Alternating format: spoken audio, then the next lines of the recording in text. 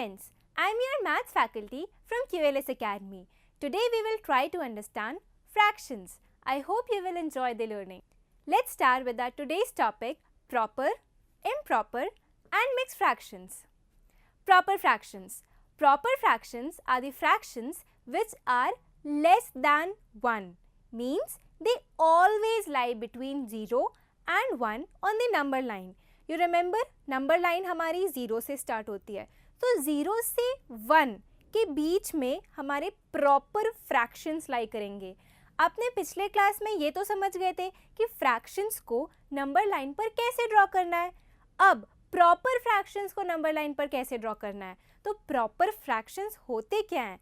Proper fractions are those fractions जो 1 से कम होते हैं. तो obviously अगर 1 से कम है तो 0 से 1 के बीच में वो number line पे भी lie करेंगे.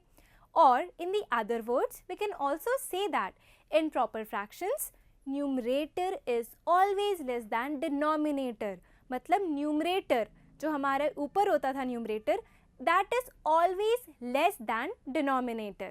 मतलब ऊपर वाला नंबर छोटा है बड़े वाले नंबर से, तब हम पूरे फ्रैक्शन को प्रॉपर फ्रैक्शन का नाम देंगे.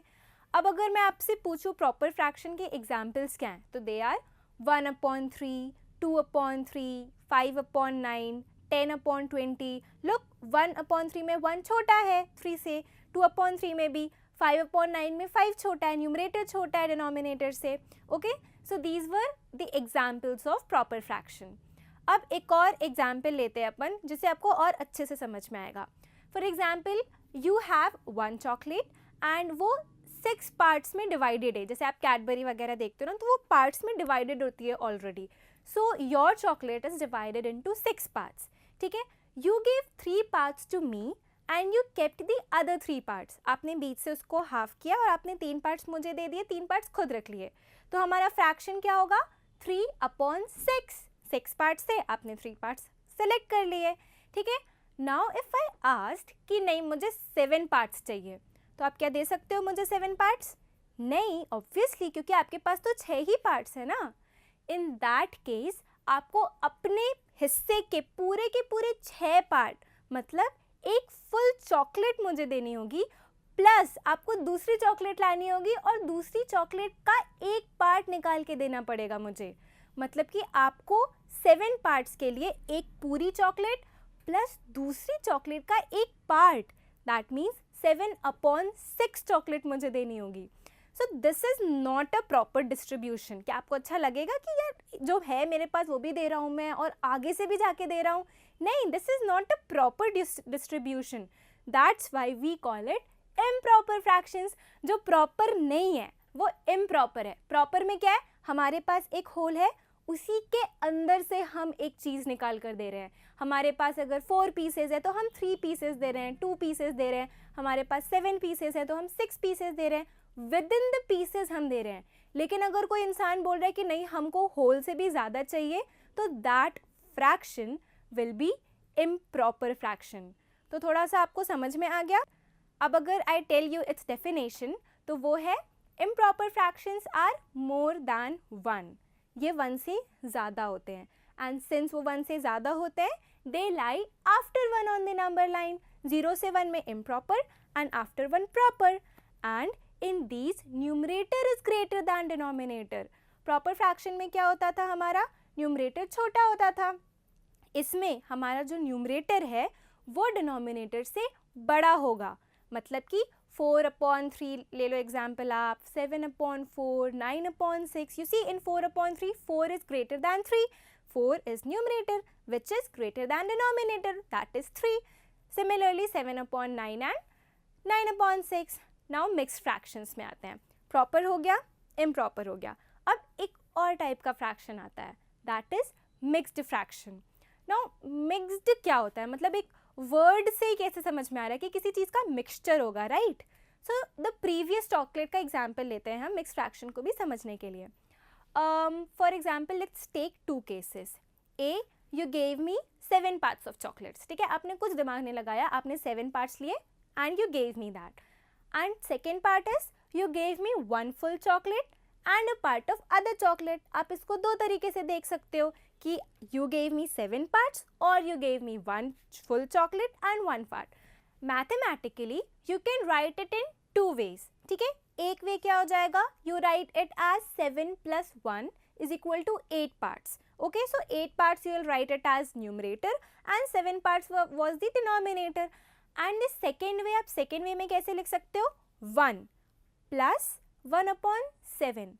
So what's 1? 1 is a whole, that is 1 full chocolate plus 1 upon 7 क्या हो जाएगा, दूसरी chocolate का 7 parts का एक part. So that will be 1 plus 1 upon 7. अब अगर मैं प्लस को गोल कर दूं तो आपको ऐसा फिगर देगा, 1 फिर साइड में 1 upon 7 है. So this fraction is mixed fraction. देख रहे हो आप, ये जो दो फ्रैक्शंस, एक होल नंबर एक फ्रैक्शंस काइंड ऑफ मिलकर जो एक नंबर बना रहा है, इस फ्रैक्शन को हम बोलते हैं mixed fraction. This way of writing a fraction is known as mixed fraction. अब अगर आप एग्जाम्पल लोगे तो 1, 1 upon 2, 2, 3 upon 2 और बहुत सारे हैं. ठीक है, सो ये बेसिकली एक टाइप है फ्रैक्शन का. Earlier the types were proper fraction, improper fraction and this was mixed fraction. Now ये तो वर्ड से ही आपको समझ में आता है, it's a mixture of whole number and a fraction. जो आप देख रहे हो बिना फ्रैक्शन वाला पार्ट क्या है हमारा, whole number, and the second one is fraction. Now improper fractions can be written as mixed fractions and vice versa. If I give you an improper fraction, अगर मैंने आपको improper fraction दे दिया 5/4, तो आपको पता है ये चीज़ कि आप इसको mixed fraction में convert करके लिख सकते हो.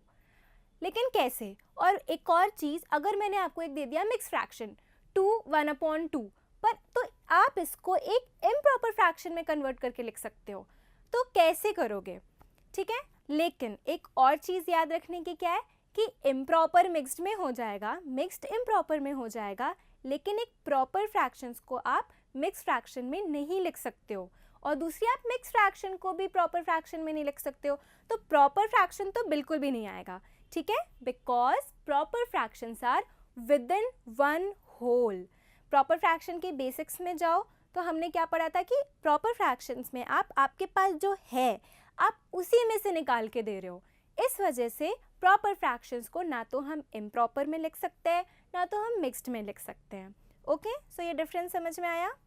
नाउ अब अगर मैंने आपको बोल दिया कि आप लिख सकते हो तो यू वुड बी थिंकिंग कि कैसे लिख सकते हैं. So that's our next topic, how to write mixed fractions from improper fractions. मतलब हमको मिक्स्ड फ्रैक्शन निकालना है. We have given improper fractions. So we will be given some improper fractions and we have to convert them into mixed fractions. Here we have given 7/4. So देखो ये अपन 7/4 दिया तो हमने divide कर लिया. ठीक है, अब डिवाइड कर लिया तो ये आपको आ गया. तो हम अब इसको डिवाइड करेंगे, 4 1 4, 7 - 4, 3 आ गया. ठीक है, तो हमको क्या मिल गया, 4 मिल गया हमें डिवाइजर में, 3 मिल गया हमें रिमाइंडर में, एंड 1 मिल गया हमें क्वोशिएंट में. ठीक है, तो अब एक काइंड ऑफ फॉर्मूला है, लाइक फॉर्मूला नहीं, पैटर्न है, जो आप डिवाइड कर लोगे तो आपको वैसे लिखना है.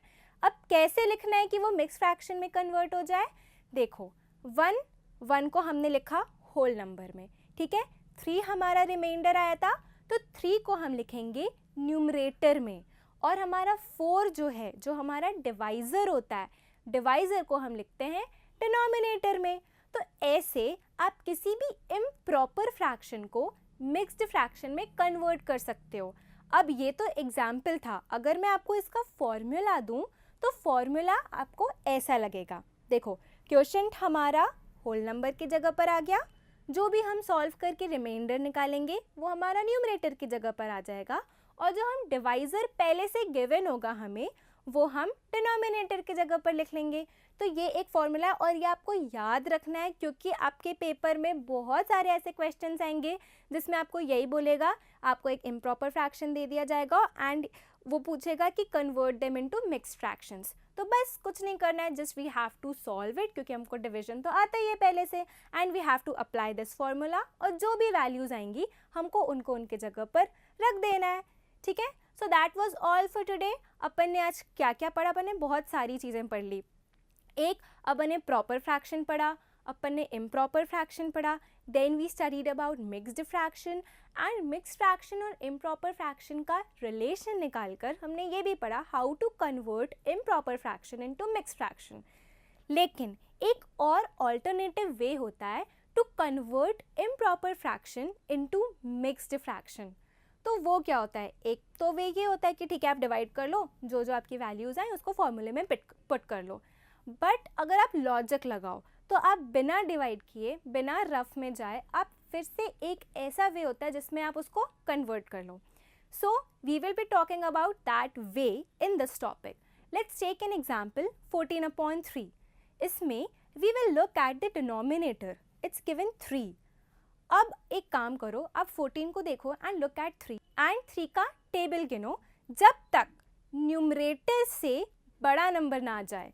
लाइक अपने 14 न्यूमरेटर है तो 3 1 3, 3 2 6, 3 3 9, 3 4 12, 3 5 15। स्टॉप।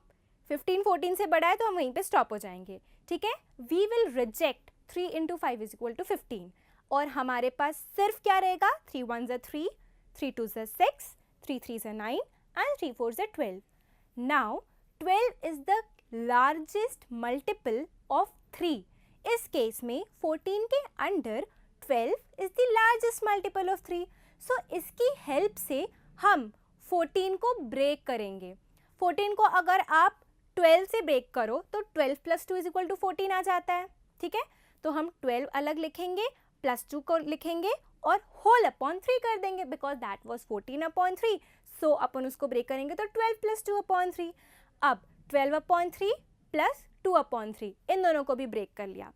अब आपको पता है 12/3 तो हमका डिवाइड हो जाएगा, तो 12/3 हमारा 4 आ जाएगा। तो 12/3 को हम लिखेंगे 4 + 2/3। अरे ये तो फिर से मिक्स फ्रैक्शन टाइप की चीज़ें लगने लगी हैं। तो मिक्स फ्रैक्शन हमारा क्या बन रहा है? 4 + 2/3 एंड हमको पता है अगर प्लस है तो हम उसको गोल कर सकते हैं।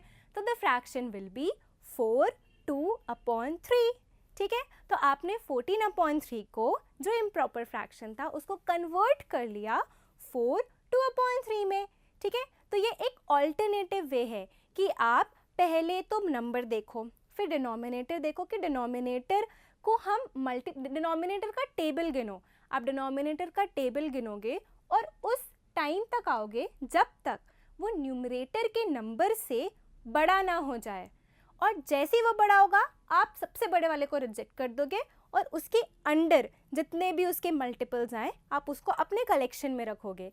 कलेक्शन में रखने के बाद आप क्या करोगे? उसको जो हमारा मेन न्यूमरेटर वाला नंबर है उसको ब्रेक कर दोगे और ब्रेक करके दोनों को अलग अलग करके जो हमारा डिनोमिनेटर है उससे न्यूमरेटर डिवाइड करोगे और फिर हमारा मिक्स फ्रैक्शन कर दोगे। ये थोड़ा लॉजिक वाली चीज़ है, बट इससे करने से हमको क्या फ़ायदा मिलता है कि we don't have to do all the rough work in the paper and it saves time also. Okay, so this was a good method and an interesting way to do the questions. Okay, so I think आज के लिए इतना काफ़ी है. This was all for today. If you have any query, kindly go to the below link. Thank you.